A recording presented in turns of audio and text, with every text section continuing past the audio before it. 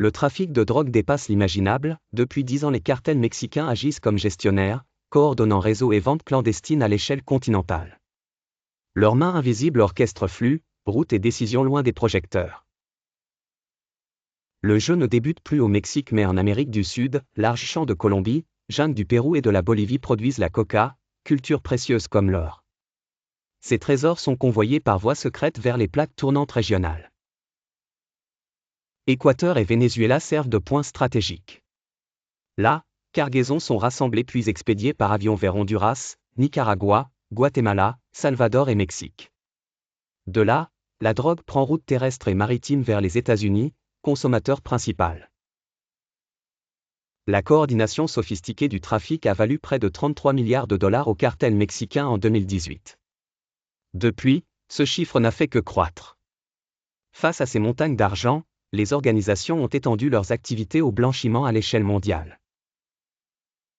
Forces américaines dépassées, suivre l'argent issu du crime organisé devient un casse-tête quotidien. La question revient sans cesse, comment blanchir 70 millions de dollars par jour sans laisser de traces détectables par les agences spécialisées?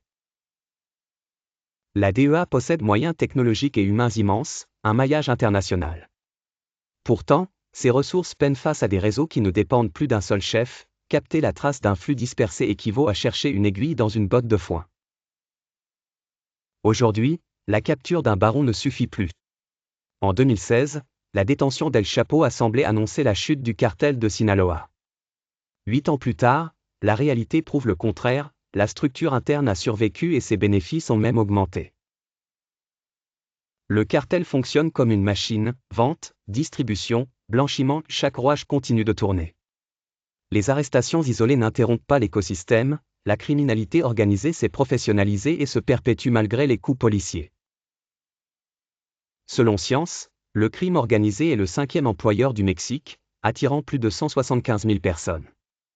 Avec un tel nombre d'acteurs, retracer les chemins de l'argent devient presque impossible, la masse dissimule les flux, rend toute traçabilité incertaine. Les cartels ne se limitent plus aux drogues, ils investissent dans l'économie légale pour y dissimuler leurs revenus. C'est le cas des avocats au Michoacán, où la production est devenue un terrain de prédation par des groupes comme Los Viagra. Le Mexique contrôle 60% de la production mondiale d'avocats. Des cartels confisquent des terres, coupent des forêts protégées et imposent leur production. Au final, l'argent provenant de cette filière apparaît propre, difficile à retracer par les autorités. D'ici, une douzaine de groupes se disputent la région pour devenir principaux producteurs d'avocats. Leur intérêt tient autant à la rente qu'à la capacité de transformer des profits illégaux en revenus apparemment légitimes, invisibles au contrôle classique. Plus au nord, dans Zacatecas et Durango, les cartels pèsent sur les mines d'or, d'argent, de cuivre et de zinc. Depuis 2013, entreprises et mineurs subissent extorsion, et des exploitations illégales alimentent des exportations vers la Chine sans contrôle effectif. Des mines fermées sont illégalement exploitées, minerais extraits puis expédiés depuis les ports vers l'Asie. Les gains générés sont difficilement traçables et nourrissent les caisses des cartels, complexifiant fortement le travail des autorités financières et policières. Le trafic d'armes le long de la frontière est un autre maillon, corridors et réseaux de prête-noms permettent le flux régulier d'armes américaines. Chaque année, près de 298 000 armes passent entre mains de trafiquants, renforçant la capacité opérationnelle des cartels. Mais la manne la plus lucrative reste le trafic d'êtres humains. Des milliers de migrants d'Amérique centrale et d'ailleurs entament des voyages périlleux, désormais les cartels imposent des tarifs et contrôlent le passage, générant des profits colossaux. En décembre 2023, environ 300 000 migrants sont arrivés aux frontières américaines. Beaucoup ont dû payer entre 1500 $, individus, et 10 000 $, famille. Ce marché a produit près de 10 milliards de dollars annuels pour les cartels, alimentés par l'instabilité régionale. Ayant diversifié leurs activités, les cartels ont systématisé le blanchiment. Pour liquider 70 millions par jour, il ne suffit plus d'un stratagème, une machinerie permanente, coordonnée et discrète, opère sans interruption, dissimulant flux et résultats. Depuis des décennies, ces systèmes s'affinent, à chaque méthode découverte par les autorités, une autre surgit, comme un virus. Les institutions peinent à suivre, improvisement technologique et collaboration internationale se heurtent à l'adaptabilité criminelle. Une source majeure du blanchiment n'est pas au Mexique, elle est aux États-Unis. Avec 38,5 millions de Mexicains recensés en 2020, la diaspora devient un terrain fertile pour dissimuler fonds, notamment via les remises versées aux familles restées au pays. Selon Forbes, le Mexique a reçu 67 milliards de dollars de remises en 2022. Des routages méthodiques via entreprises américaines et banques internationales ont masqué des flux douteux, petites sommes dispersées, volume massif, peu d'alertes systémiques. Étonnamment, certains États comme le Minnesota ont envoyé plus de remises que des zones à forte population mexicaine. Des anomalies statistiques ont révélé que 7,6% des remises pourraient être liées au blanchiment, soit environ 4,4 milliards en 2022. Comment ? Les cartels répartissent paiements en petites sommes vers des milliers de comptes mexicains appartenant à ménagères, étudiants, civils, commissions payées, rendant la traçabilité presque impossible et noyant l'argent sale dans les transferts ordinaires.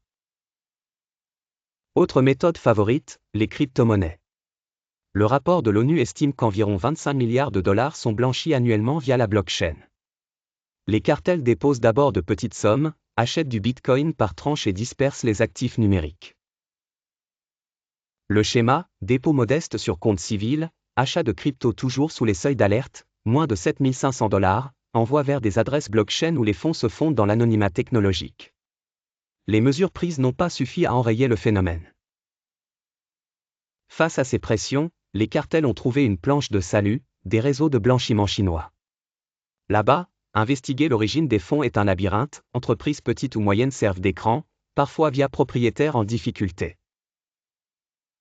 Des sacs d'argent cash montant entre 330 000 $ et 150 000 $ arrivent chez ces propriétaires, sont déclarés comme revenus, puis répartis entre comptes commerciaux. Chaque compte achète ensuite des pesos mexicains sur le marché international, nettoyant les fonds.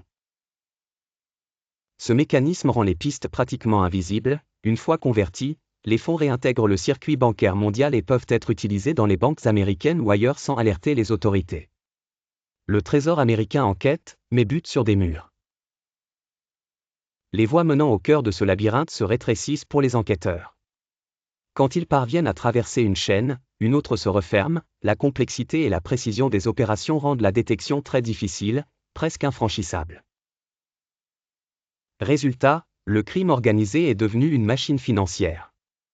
Il génère des ressources immenses et blanchit, selon les estimations, 70 millions de dollars par jour issus de ses activités diverses: drogue, extorsion, migration, trafic et commerce illégal. La phase du jeu a changé, la drogue n'est plus le seul moteur. Les cartels orchestrent entreprises légales et illégales, technologies et réseaux internationaux pour dissimuler flux et comptes. Les autorités cherchent encore à comprendre ces nouvelles règles du jeu. Tout laisse à penser que ce n'est que le début. Tant que les systèmes restent adaptatifs, les cartels pourront maintenir ces circuits. Les institutions internationales multiplient efforts et collaborations, mais la route vers une solution durable reste longue et incertaine.